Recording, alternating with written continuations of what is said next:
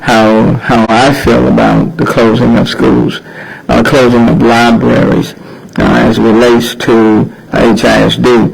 But even before I get started, the superintendent, of course, is aware of this press conference, and I see he has already issued his statement, which I'm going to read.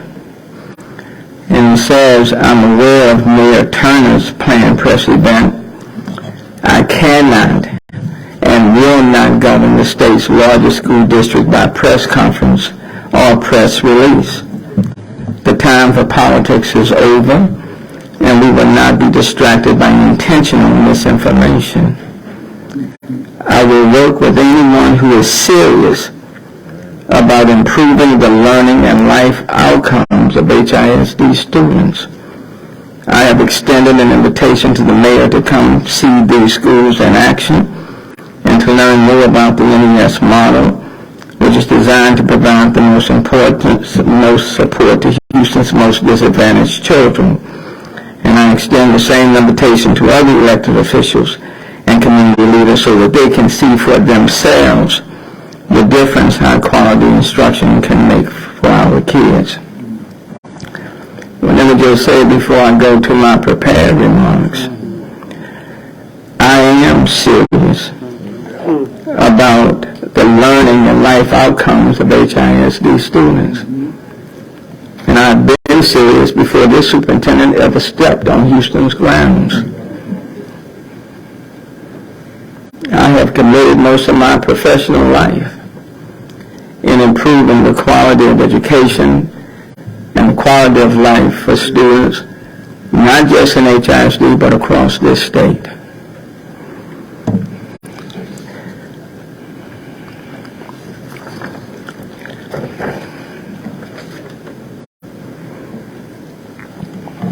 No one can take action in this city as if you are the general and we are less than your soldiers.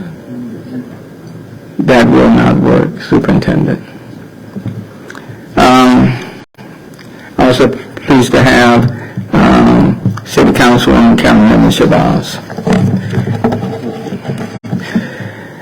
Let me thank everyone for being here. I also have invited more than 3 prominent Houston faith leaders to stand united on this important issue, protecting our children and preventing some of our schools from being dismantled as a result of the state's takeover. For the past several weeks, ever since the state replaced the superintendent and elected board of trustees with an appointed board of managers and an appointed superintendent, we have watched the removal, resignations, and reassignment of key personnel within HISD.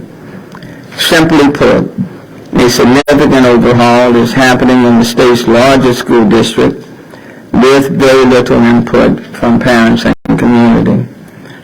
We're only weeks away from the start of school, and there are changes in curriculum, a shortage of certified teachers that is forcing the school district to hire hundreds of substitute teachers.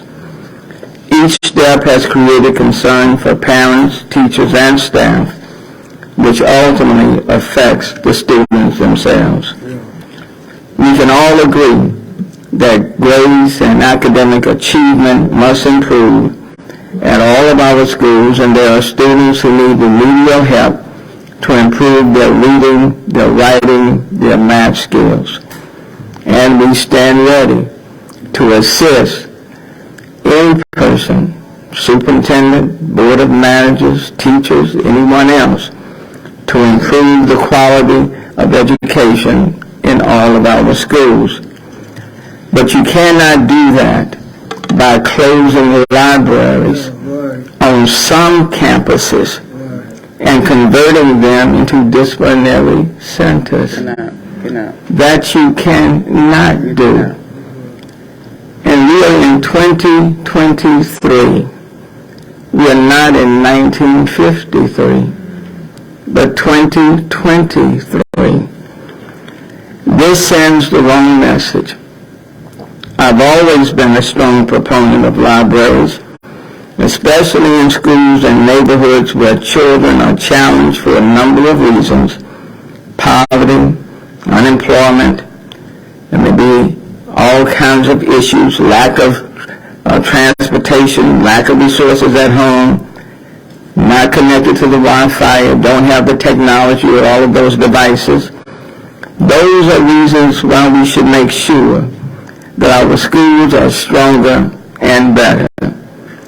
When you close libraries, you deprive all students of resources they need to learn and achieve. Now, I understand that the superintendent and the board of managers have decided that we are going to take this library space and use it for disciplinary centers for kids that have been unruly in the classrooms. But the problem with that model is that when you reassign libraries in these schools and you turn the library space into these disciplinary spaces, you don't just affect those kids who have acted up in the classroom. You are depriving all of those students access to the library. What about those 99% of the students who have not acted up? What about the 99% of the students who are following the teacher's instructions, being respectful? And what about the 99% of those students who might want to go to the library or research something? When you shut off the library, without librarians, you're not just providing space to those kids who are unruly. You are denying functional space to every student at that school. And what is the message that you're sending to those students? What's the message that you're sending? And then what happens when those students go a few miles down the street? And Commissioner Garcia, they go to another school with a fully functional library. Librarians, books, technology. They have all the things that they need for themselves. But when you come to these schools, their services, their facilities are far less. Now, if people can't see the disparity in that, if they can't see the disparity in that, something's missing. And how can you teach these kids if you don't see the disparity in what you are doing? And why would you expect a city or a community to stand quiet when we see that disparity? But the superintendent preferred that we not say anything. But the superintendent preferred that we just rubber stamp this discrepancy. And then what do we say to our children? What do we say to them? That it's okay? That the superintendent told me to mind my own business?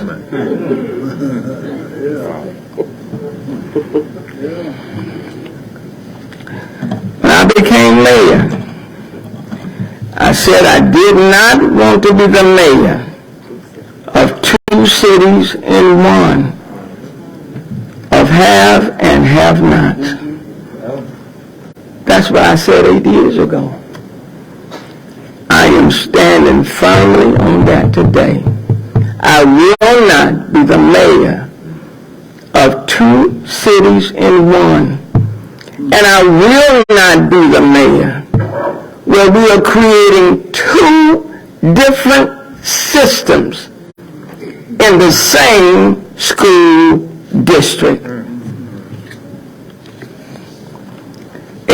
HISD is creating a school district of the haves and have-nots, with some areas of the district equipped with libraries full of books and technology, while others will resemble a stark institution with no place for the students to go to their school library to study, check out a book, get the assistance of a librarian, and expand their own imagination by exploring treasured authors in history. You cannot have a system where you're closing libraries for some schools in certain neighborhoods, while more affluent neighborhood schools have libraries that are open and stocked with books and other resources. Now, let me just say this.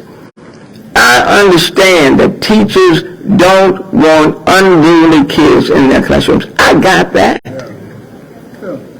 I don't want unruly kids in the classrooms.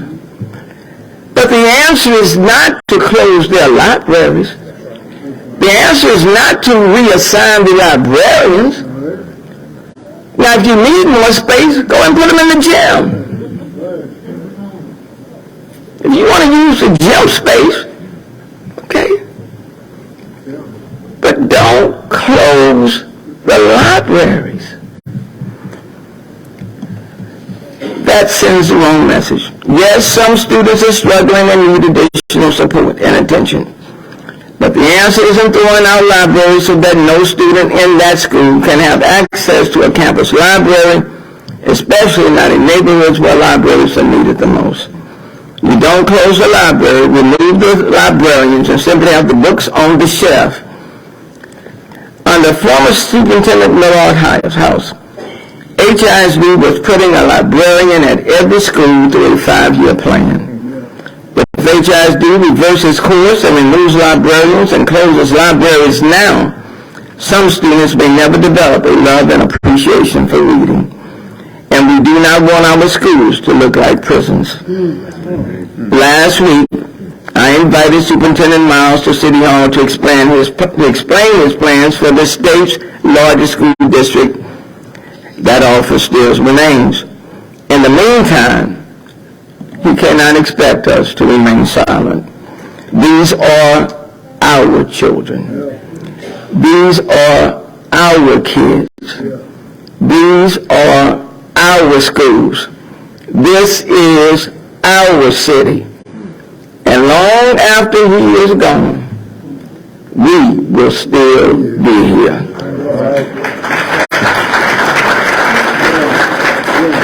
We are invested in their futures, and we do not want anyone sending the message to them that they deserve to have a library at their schools.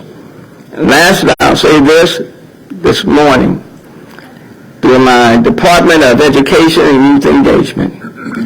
We celebrated our summer interns. The goal this year, Congressman Green, was to have 20,000 paid interns in the city of Houston, the largest this city has ever seen.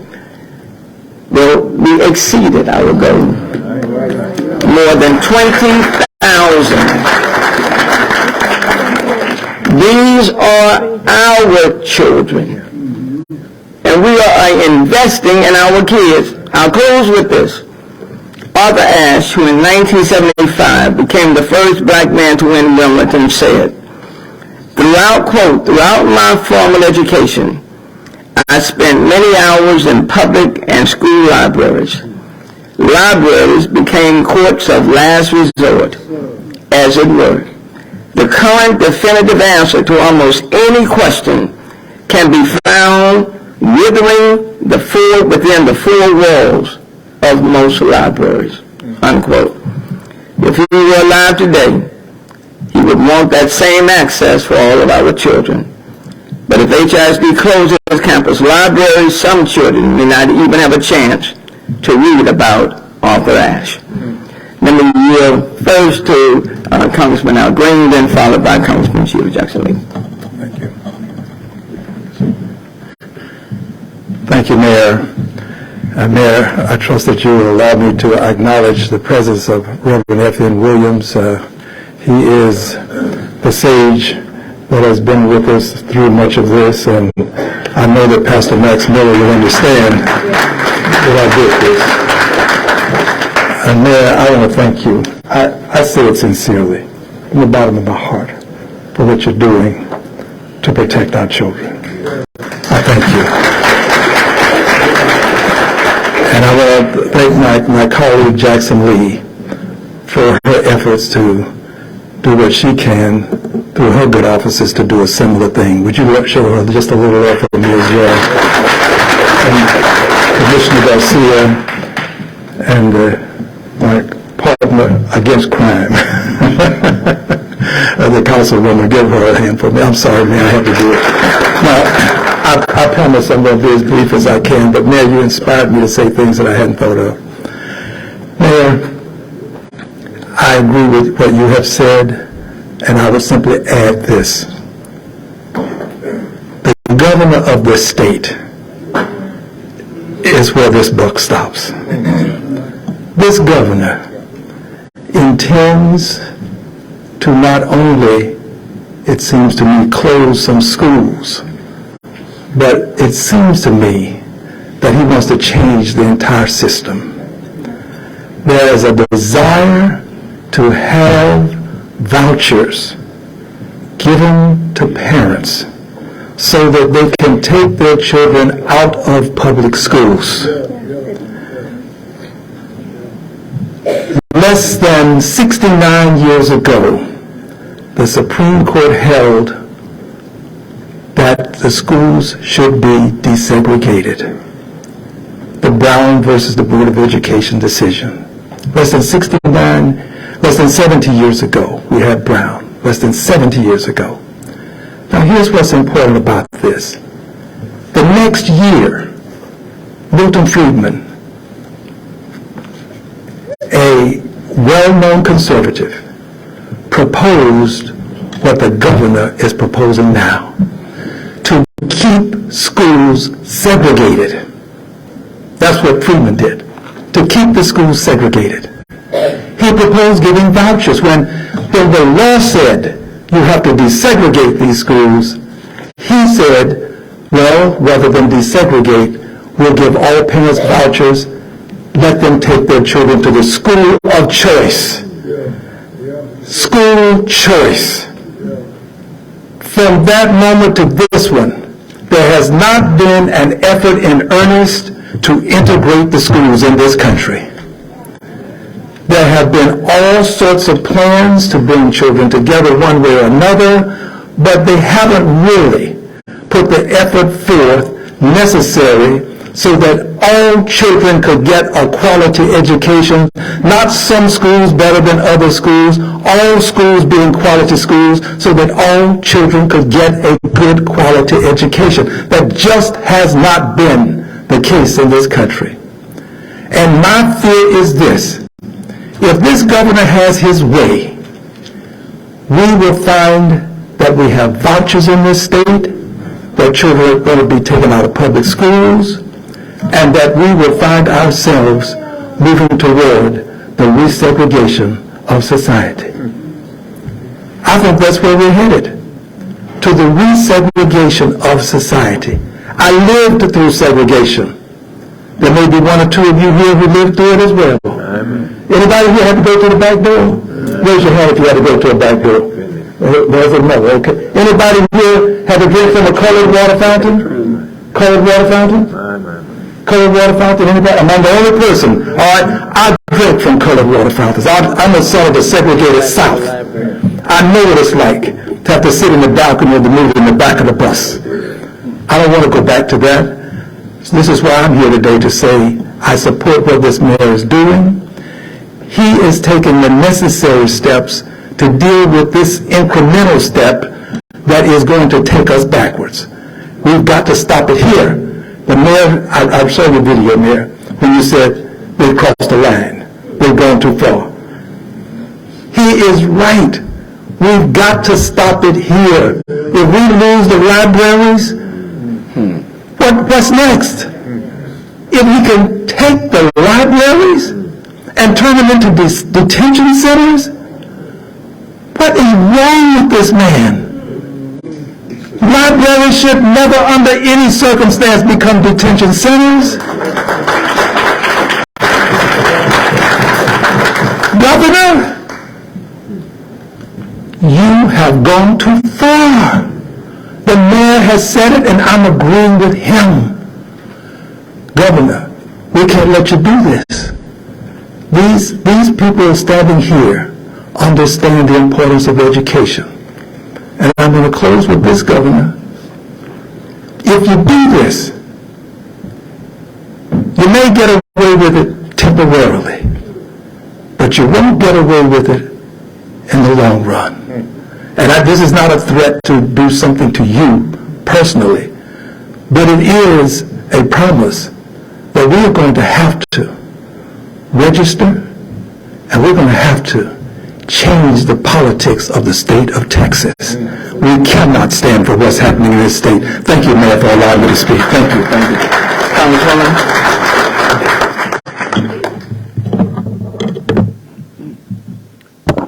Thank you very much, Congressman Green. It should be known how tied in unity members of Congress like Congressman Al Green and several of my other colleagues who are not able to attend here for other responsibilities are as representatives of the United States government. The agencies that are responsible for education are together. Let me take a moment to, in essence, say to Houston, you are absolutely more than fortunate to have an education mayor. I want everybody to give a rousing applause. I can't hear you. An education mayor. And I think mayors around the nation will defend his concern, his leadership, his passion. And for those that don't know, cities like Chicago, the mayor is in charge of education. And the mayor is voted upon by the entire city. And so let me first of all indicate with grandchildren in HISD, with children who have graduated from HISD, I believe in the excellence of education. I can't look and see anyone that is around, and let me mind my manners to honor the iconic F.M. Williams, moderator in my book of all levels of religious leadership. We thank you so very much. And certainly all the moderators are here, but certainly President Reverend Dr. Miller, and each and every activist that is here that is concerned about education and has always been with us, not behind us, but alongside of us and leading us. And Adrian Garcia, who has given his history of education many times, of how grateful he is to the education he got here in Houston, Texas. And as I mentioned Councilmember Calvin Evans Shabazz, I will mention Jackie Bostic, whose grandfather, Jack Yates, is the school that was named after him that Calvin Evans Shabazz went to and has always promoted excellence among public schools.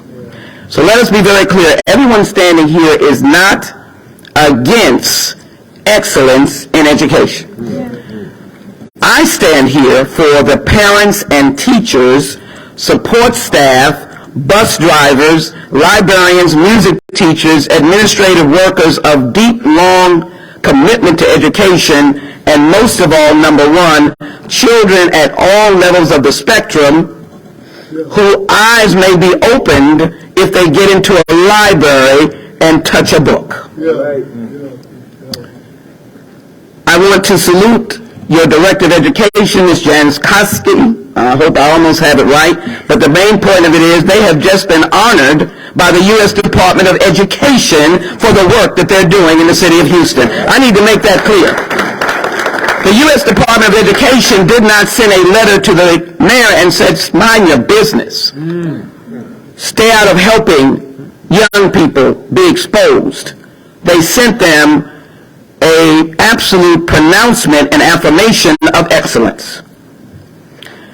So I want to just take a moment, as my colleague did, one, to put on the books, we are supportive of excellence in education. But let me speak specifically to the framework that has been designed by the present superintendent. Mike Miles, you need to tell your superintendent, if you have to call the governor, you have to tell him to meet with community leaders. Mayor, I called him from Washington. I've yet to get a return call. My understanding is that he's picking and choosing those elected officials that he speaks with. Unacceptable. Unacceptable.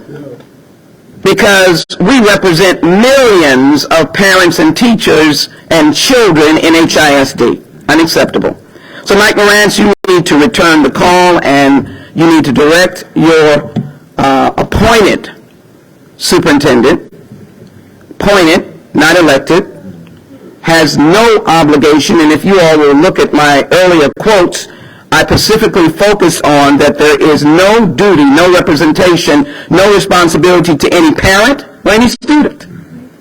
If you're not elected, you have no earthly reason to care one iota.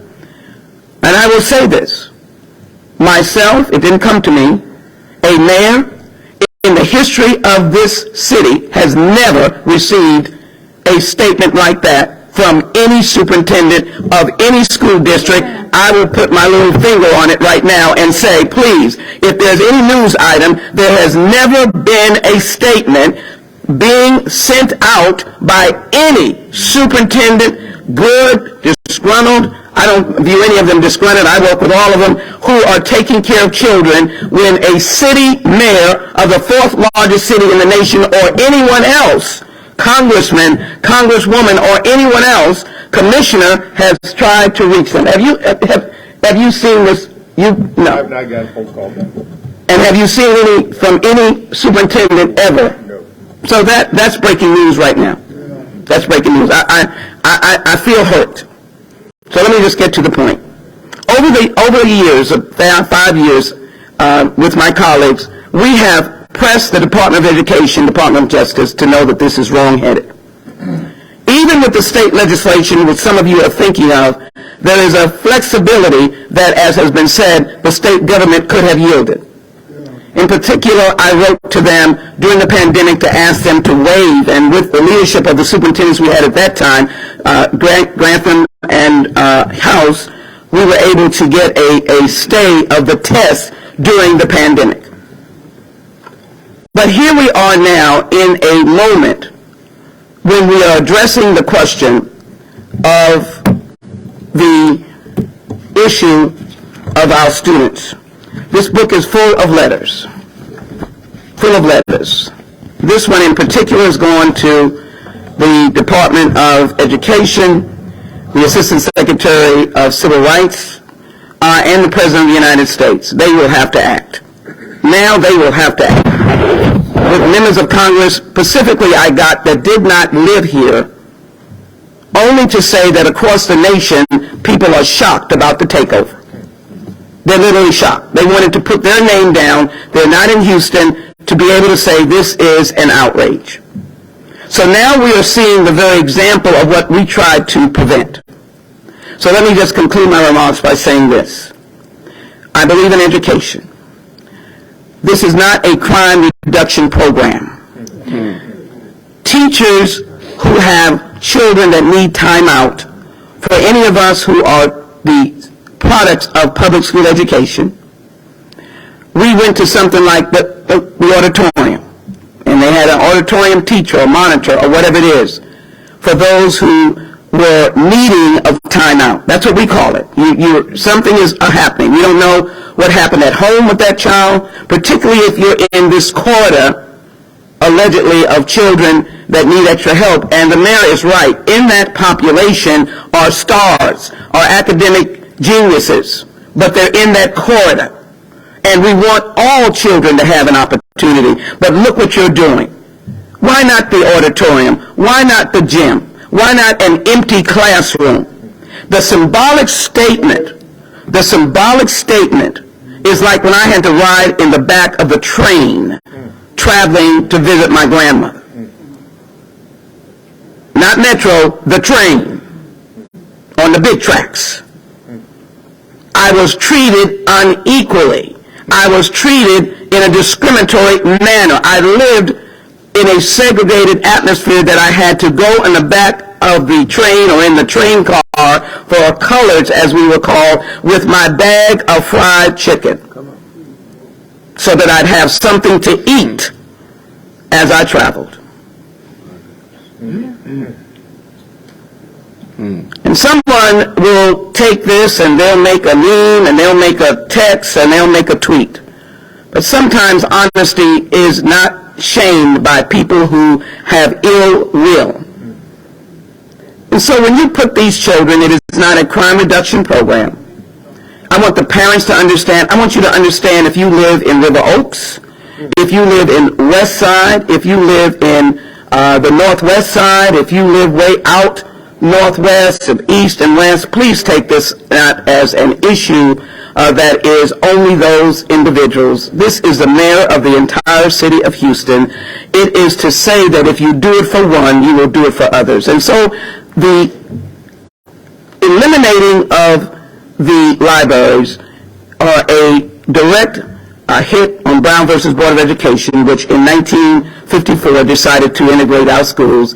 It is a violation, I believe, of the 1964 Civil Rights Act dealing with accommodations, stretching to the point of discriminating with one quarter getting something.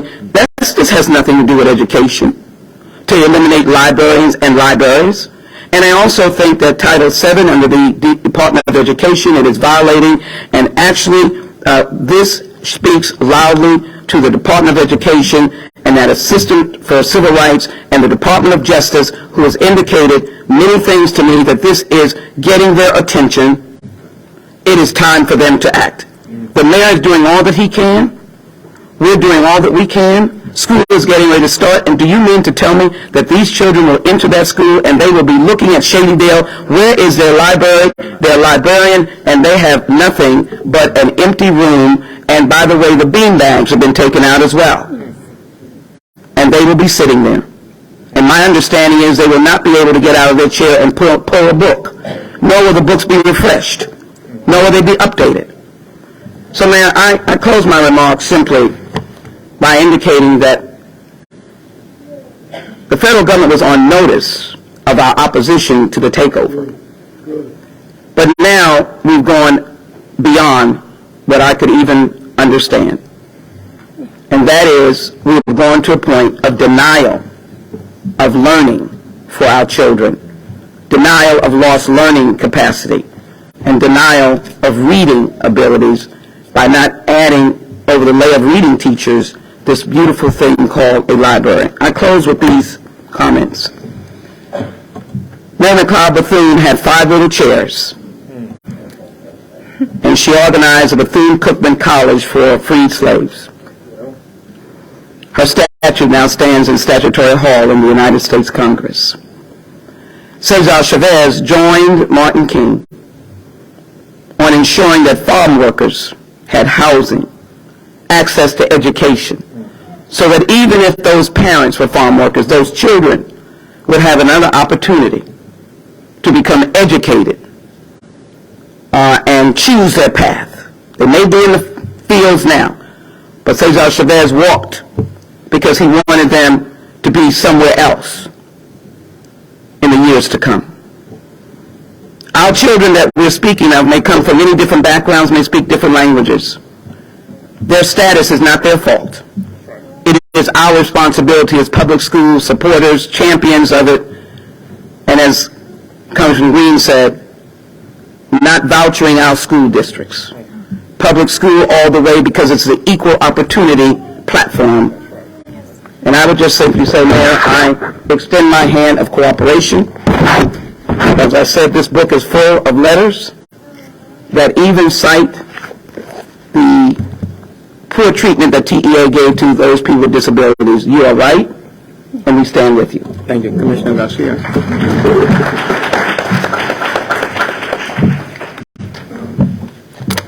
Thank you, Mayor. Congresswoman Lee, Congressman Green, members of City Council. Let me just say that I am HISD. If not for HISD, I would not have been afforded the opportunity for the success I enjoy today. In spite of growing up not speaking English, in spite of coming from a family that had to depend on welfare, the books in my school, the librarians in my school, the teachers in my school helped to broaden my opportunity and my vision and my hopes and dreams for this city and for this county. And that's why I stand here today. But let me say that there is absolutely no parent that doesn't believe in the success of a school district. There's no parent who doesn't want to see a school district succeed. There's no parent that sends their kids to school every day saying, I hope you come home with less knowledge than how you left this morning. HISD is made up of 62% Hispanic Latino children, 22% African American, but 80% economically disadvantaged. We are counting on the school district to change the trajectory of this community. And we believe and we know that education is the answer. But for a state that has a poor record when put in charge of major operations, whether it's the electric grid, whether it's the foster care system, or whether any other major example in which the state has been put in charge, the state has historically failed and received a poor grade in managing those large operations. Doing this with no input from local government, Congress members, doing it with no input from local parents, local teachers, or the students. And by the way, I'm proud that I helped to create the HISD Student Congress. No input from our students at a minimum puts HISD on a path to more problems. Community meetings, when the community isn't heard, is nothing more than a lecture. We saw how the state, flush with federal cash that created a massive surplus, couldn't even agree on how to do property tax relief on the first place and second tries. And despite all that cash, they somehow forgot to fully fund schools. Or to start paying teachers a legitimate wage, all the while handing down another underfunded mandate to pay for campus security upgrades. Meanwhile, teachers still must rely on online fundraisers to get supplies for their classrooms. The formula for success isn't complicated. Fund schools so that they don't have to cut critical operations. Pay teachers well so we can attract the best. Involve and communicate with parents, teachers, and local leaders as the ones we have on this dais, so that we can all help with their on-the-ground knowledge and assessment of what works in Houston, Texas. One-size-fits-all solutions will never, ever allow for consensus. Open communication and a focus on improvements is key. Local representatives can contribute to a successful transition and positively impact the future of the district. The priority, we can all agree, is to work toward better student success And so I encourage those that are in charge to check their egos at the door and understand that there are people here who have been on the ground for years, if not decades. These folks have skin in the game. Utilize these resources to achieve the best outcome. Anybody here an Astros fan? Well, Jim Crane doesn't tell Jose Altuve how to hit a curved ball. Mr. Miles must understand that he has good players on the local roster who are ready to help if he just gives us a chance to help the team win. And I will say again, there's no parent that doesn't want a well-run school district that fosters success for their children. But eliminating libraries as a resource to educators does not work with the hopes and dreams that they have for their children. Mr. Miles, I think it's important that you go back, redo your homework, and rethink your approach. And let me just say briefly in Spanish. Estamos aquí para recordarle al superintendente del Distrito Escolar de Houston que todos los padres aquí quieren lo mejor para el futuro de sus hijos y cada día mandan sus hijos a las escuelas de Houston para que ellos puedan tener un mejor futuro, para que ellos puedan desarrollar sus sueños y tener éxito. Pero cuando el superintendente está quitando bibliotecas como un recurso a los maestros en esas clases, eso no llega a trabajar con los deseos que padres tienen para lo mejor de sus hijos. Entonces estamos aquí unidos para suplicarle al señor Miles que debe de ser su tarea nuevamente utilizar los líderes que están aquí, trabajar juntos con nosotros, porque nosotros sabemos que trabaja en Houston y necesitamos que él nos escuche para que podamos trabajar para nuestros estudiantes, nuestros hijos y para los padres de esos hijos. Gracias. Thank you, Madam. Representing City Council, Councilman Carlos Cisneros. Thank you. I also wanted to say that like many of us here, had children that went all through HISD. I have 3 grandchildren that are HISD students now. And my activism and advocacy led me to be on the school board, where I served for 6 years, 1 year as president. And when I left that, I went back to school to become a certified teacher, and I taught in HISD. And so it was in that role that I also began to see that the role that a city has in education. It's not just up to the schools, it's up to all of us, and I thought the city could be doing better. And so I really appreciate our education mayor and really allowing, the creation of a new council committee, on childhood and youth. And that's really what has been my focus of my adult life is advocating in support of excellence in education.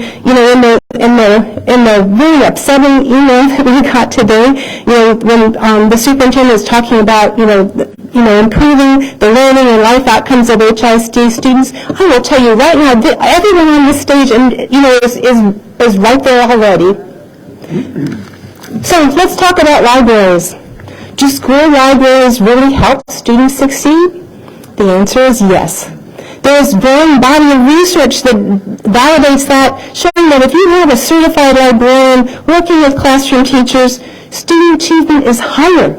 Research from more than 60 impact studies conducted in 22 states has shown that schools with well-equipped libraries staffed by a full-time certified librarian contribute significantly to gains in student learning.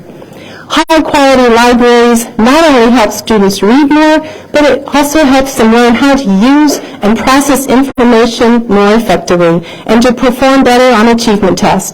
The positive impact is especially significant for disadvantaged students who may have no access to resources and computers at home. By providing students equal guidance and access to print and digital resources, school librarians help close the gaps between privileged and at-risk students. This research is all documented in very reputable places: the American Library Association, the American Association of School Librarians, the Journal of Library Administration, and Education Week. Librarians are teachers, and they are some of the very best teachers. To be a certified librarian in a Texas public school, you must have at least, you need to have a master's degree. You need to have at least 2 years of classroom teaching experience, completed a school librarian certificate program, passed a 5-hour Texas school librarian exam, and met state continuing education requirements. Gone are the days when a library was essentially a warehouse of books. In addition to teaching students and teachers how to navigate information in a digital world, school libraries have now become a place where students go to create and produce. Libraries are no longer grocery stores where students go to pick up ingredients, but kitchens where they have the resources necessary to create a finished product. This is the way to cut. If this is a way to cut on expenses, it is incredibly short-sighted, and it is a blow to students who are already living with the inequities that come with poverty or being a person of color. I want to talk about how this is playing out in one of my communities that I represent. That's Denver Harbor. There are 4 HISD elementary schools in Denver Harbor: Elliott, Scroggins, Pugh, and Raul Martinez. All 4 schools are now part of Superintendent Miles' new education system, despite the fact that they were all rated A-level schools by the Texas Education Agency, which scores at exceeding the elementary schools of more affluent parts of the district. It is difficult not to see this for what it is, an attack on communities of color. I want you to know that with less than a month before the start of this school year, 70% of the staff positions at Elliott Elementary School are not filled. That is over 30 staff openings out of about 45 staff positions. So, Superintendent, I would like to know really more about your intentions of improving learning and life outcomes for HISD students as the ones I just identified in Denver Harbor. Thank you. Thank you. Class Deputy Williams.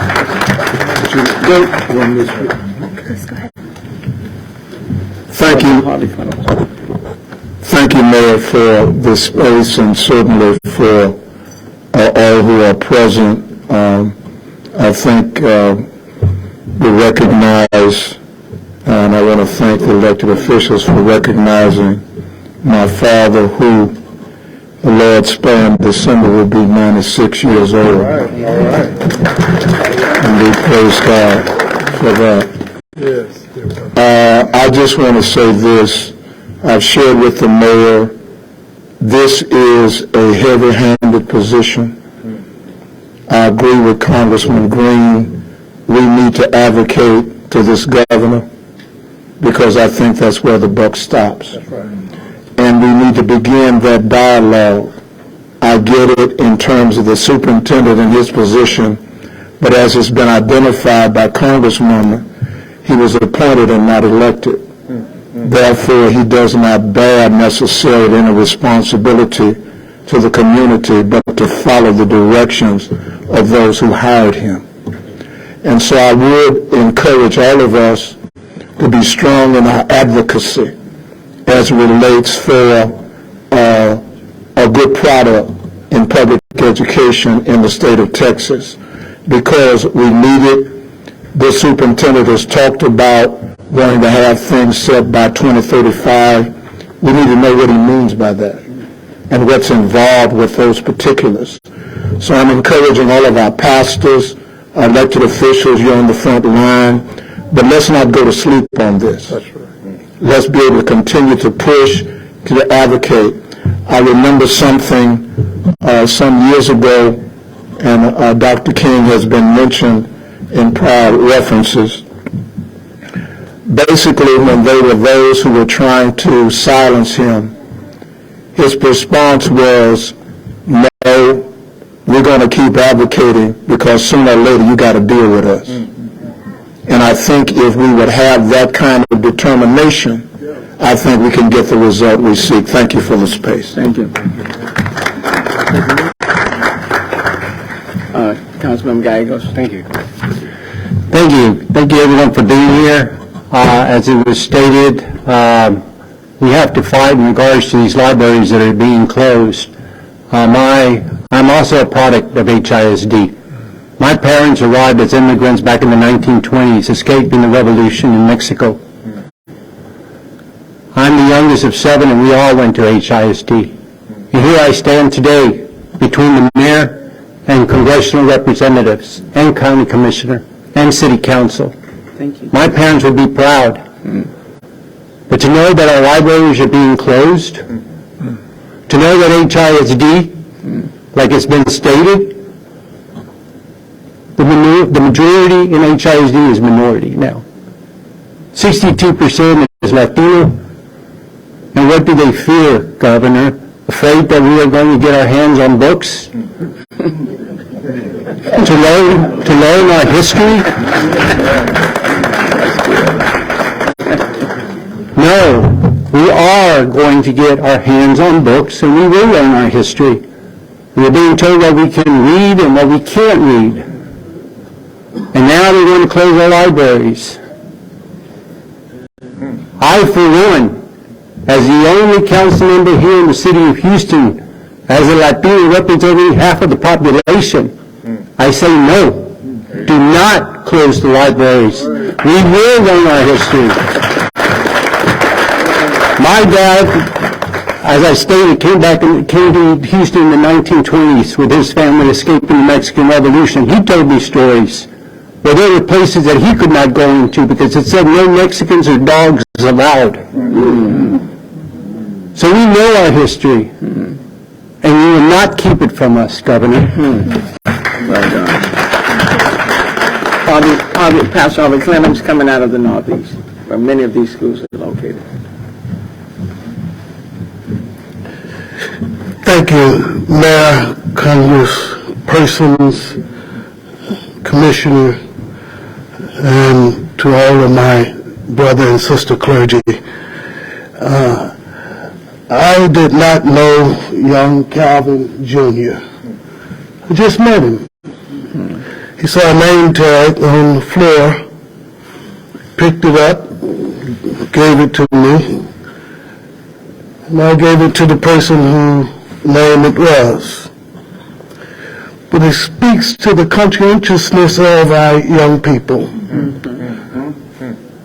who see a need and speaks to that need. What we're talking about here, and thank you, Mayor.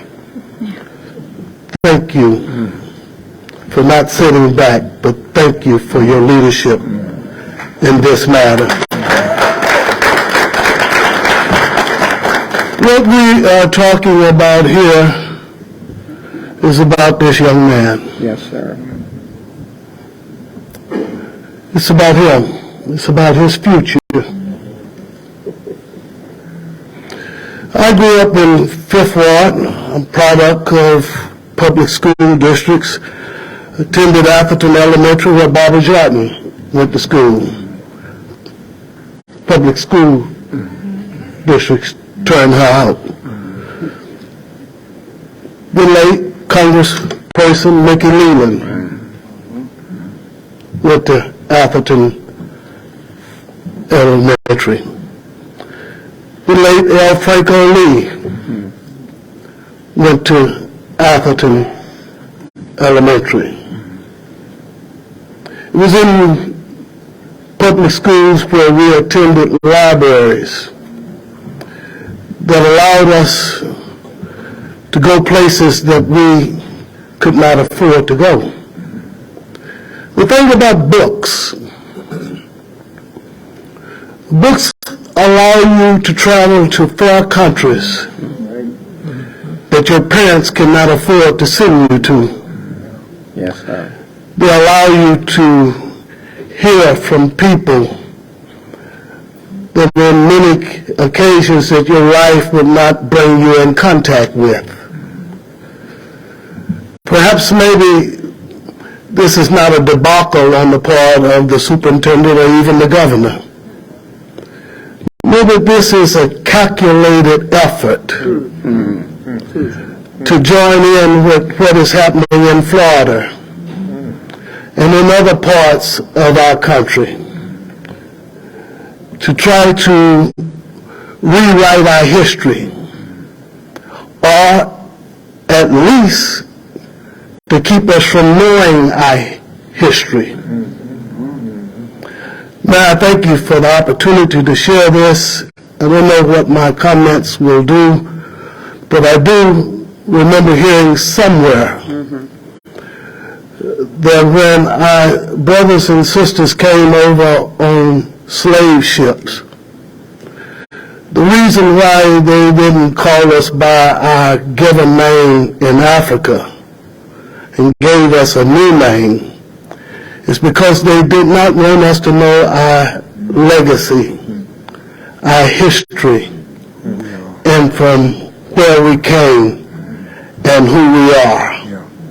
Because they knew that if they could cut us off from our ancestors, they could try to re-indoctrinate us to their own thoughts and ideas.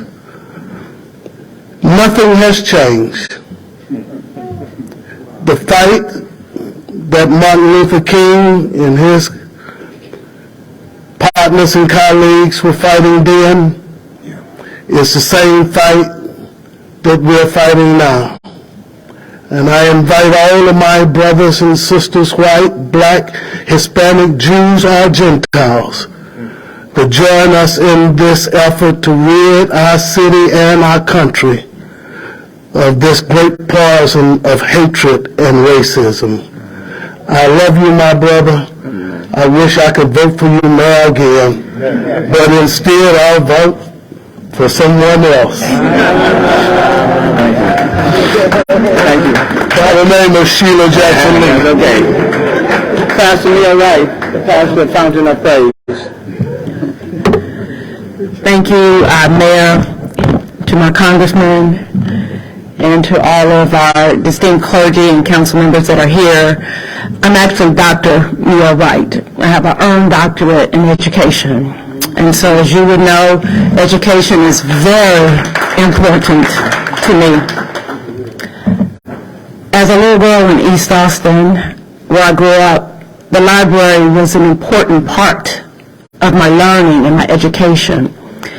And today it remains a fact, even with my two sons who have been educated in HISD, and my 8-year-old granddaughter and other grandchildren that are students right now in school. The library is a very critical part of their education. I was recently at a funeral for one of my friends, Dr. Kimberly Agnew Borders, her mother, Mrs. Betty Agnew, who was a long-term librarian in HISD. And there were adults who stood up to give accolades to Mrs. Agnew, who was their school library.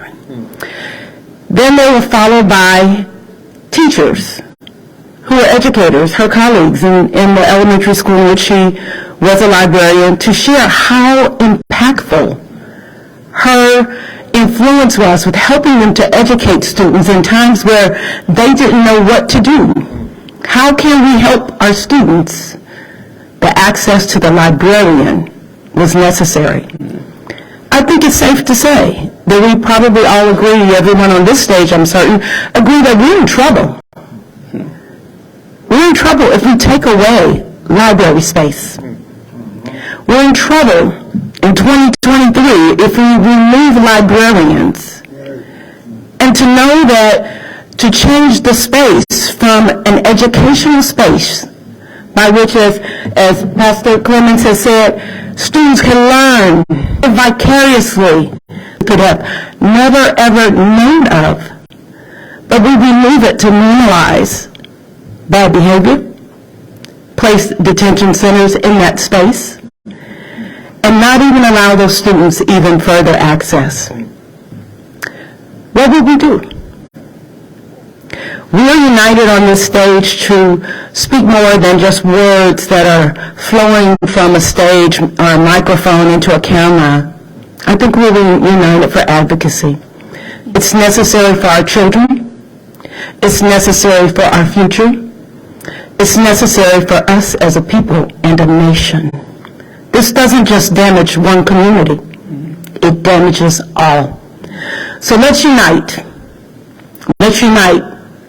Just as the call has gone forth, from every ethnic background, every financial or economic background, every educational background, to unite to see our children succeed. They succeed by learning. They succeed by access. Let's unite to make a stand to say, this is not right, and let's change it. Thank you. Thank you. Just a few more and we'll wrap it up. Pastor Miller, head of the Houston Baptist Ministers Association of the Senate. To our mayor and to all of our political leaders, let me do this first and foremost. All of the ministers, just kind of raise your hand so they'll know we're here.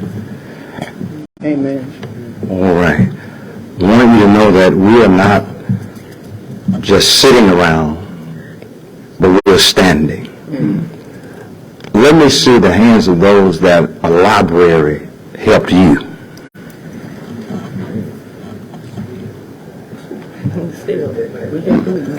I think we're still using libraries.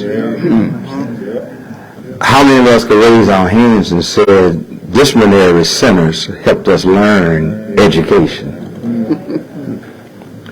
Well, in the words of a wise brother, if you think education is expensive, try ignorance. Come on now.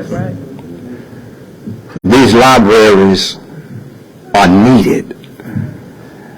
The first book that I learned to read from cover to cover was Checked Out in the library. It made such an impact that at 61 years old, I still remember Ken 2. Ken 2, the Katumba son that had been lost, talked about a rich history that I believe this superintendent and governor is trying to erase.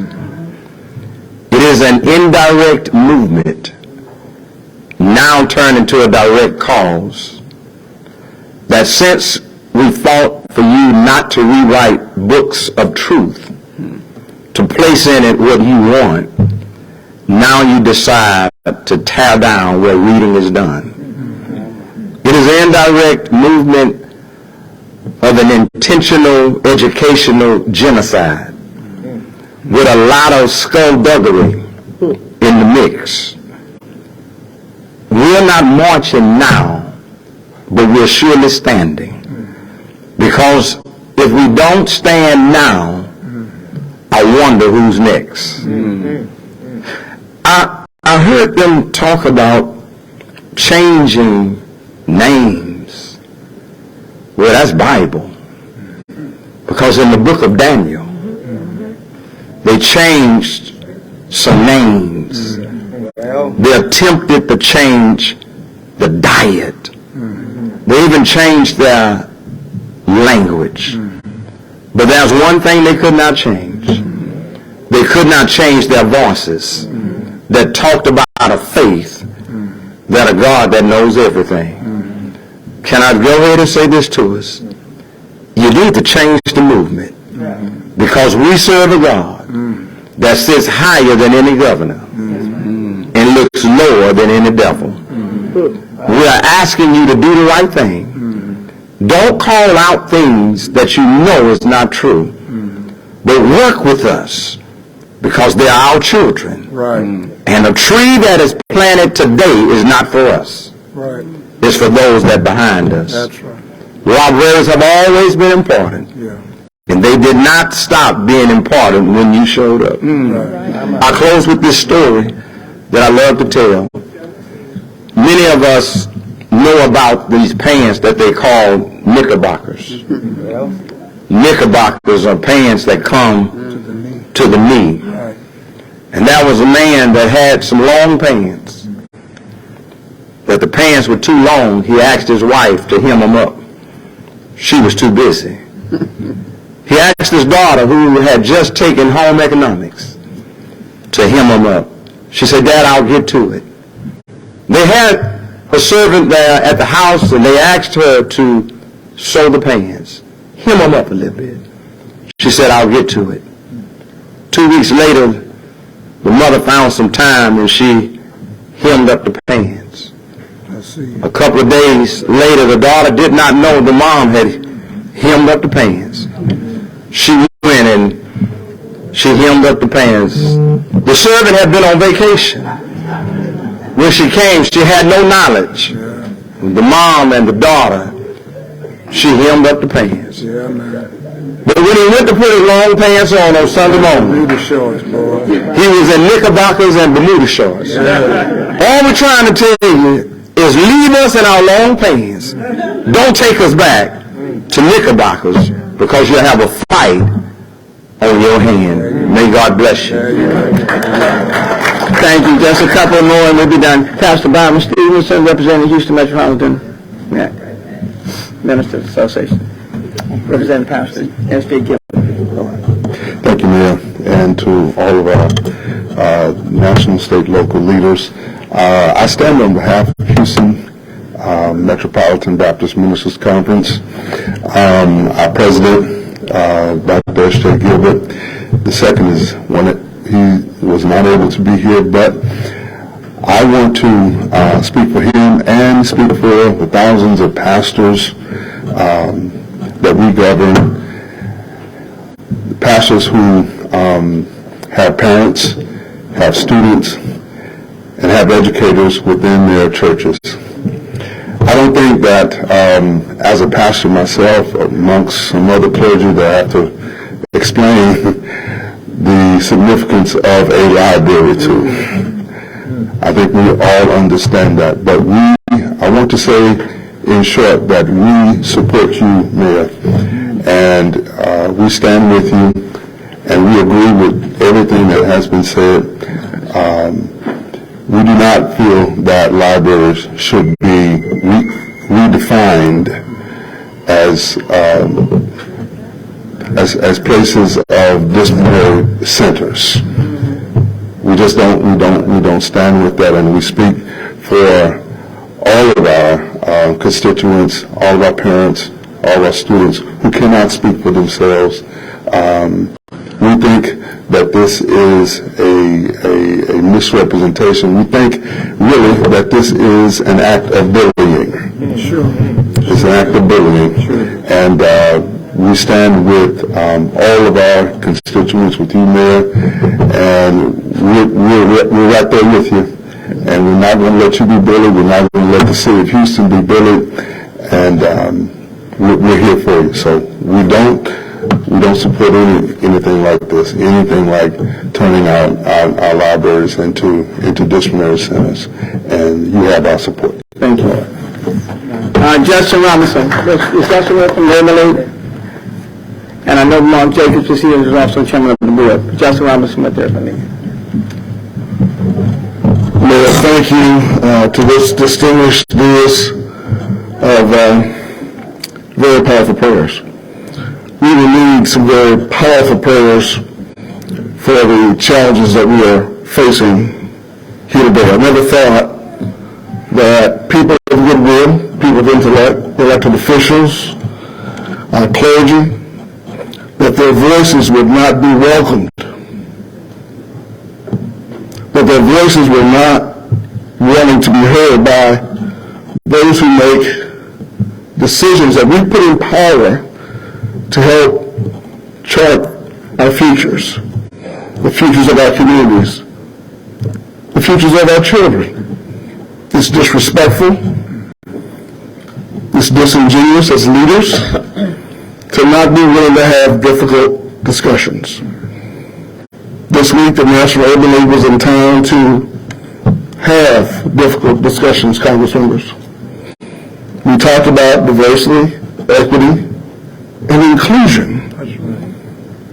Inclusion of thought, inclusion of ideas, ways that we can make best practices come together for a stronger economy, for a stronger community, for a stronger city, for a stronger union, for all people. I want to be in a state where all people's voices are heard and respected. And I think this mayor, these congresspeople, these clergy have taken this last hour and a half to make sure that we're heard, that we demand to be heard. That's it. It's expected, and it should be done. Like Mayor said emphatically, that kind of broke my heart, because as the mayor mentioned, people from all over the country are watching Houston. Yeah. From Mount Marietta to come to Houston and say, Governor Abbott, get your hands off of HISD.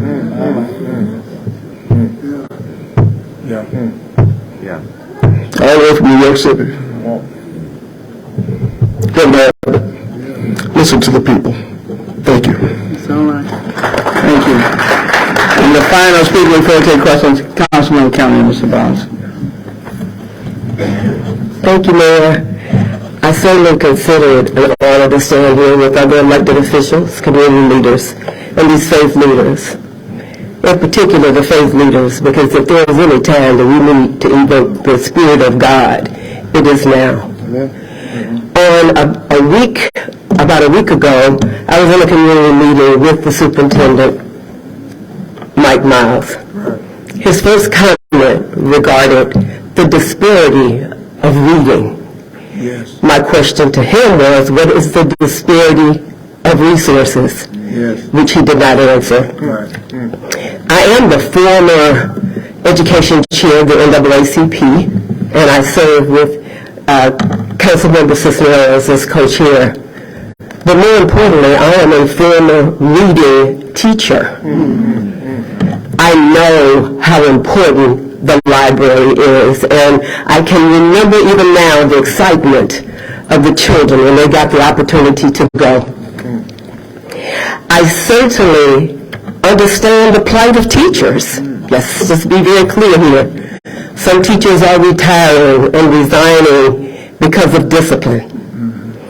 But I do know that the superintendent could be a lot more creative and not take away a resource for our children and our librarians. We could get a temporary building. I certainly would like for the students to continue to engage while they are out of the classroom. But I had to really think about it, and I guess it's kind of fitting that I'm getting ready to say this. A librarian without a librarian is like a pulpit without a preacher. Who is going to teach our children? And I'm going to say in closing to the governor and whoever and whatever forces that are coming to create this, we're going to push back on you like you push back on those children at the Rio Grande. And let you know that we're not going to sleep for this. And certainly the people of Houston, everyone, regardless of where your child is educated, should appreciate an educated child, because that's what impacts our crime. And so certainly I stand with you, Mayor, our education mayor, and all of my colleagues and friends here to let them know that we will not sleep this. We are woke. And we will do whatever we can to get you to change that decision. Either the decision to change that or the decision to change the superintendent. Because we may get attached to teachers, or we may get attached to principals, but we don't get attached to superintendents. And so certainly, I thank you for this, and we're going to evoke the Spirit of God, because this is demonic, and we're going to push back. Thank you so very much, Mayor. Thank you. You've been very, very, very, very, very patient. But this is an issue that goes directly at our children's education system. If you have any questions, we'll take those now. And again, I do know the NAACP is also representing Pastor Ogletree. Is also here. So, but we'll take. If you're with the media and you have questions, we have 2 microphones on this topic only, please. Why don't you take that? If you'll take that mic and give it to Pastor.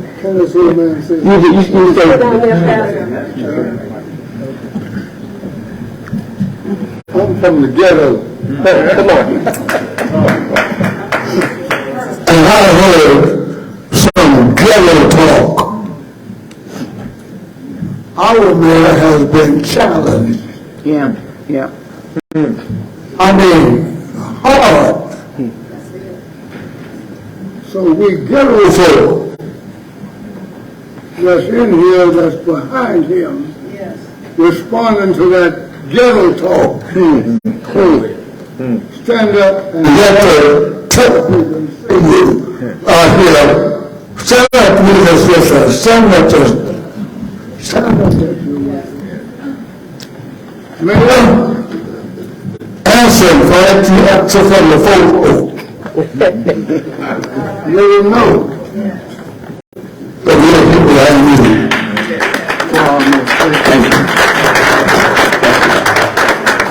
Thank you. Thank you. We'll take it. If there are any questions, we'll take them. If not, we good? Yeah. Okay. Let me thank all of you for being present and for lending your voices to today. Thank you so much. I think Janice, we were wanting to get one photo before everybody leaves. So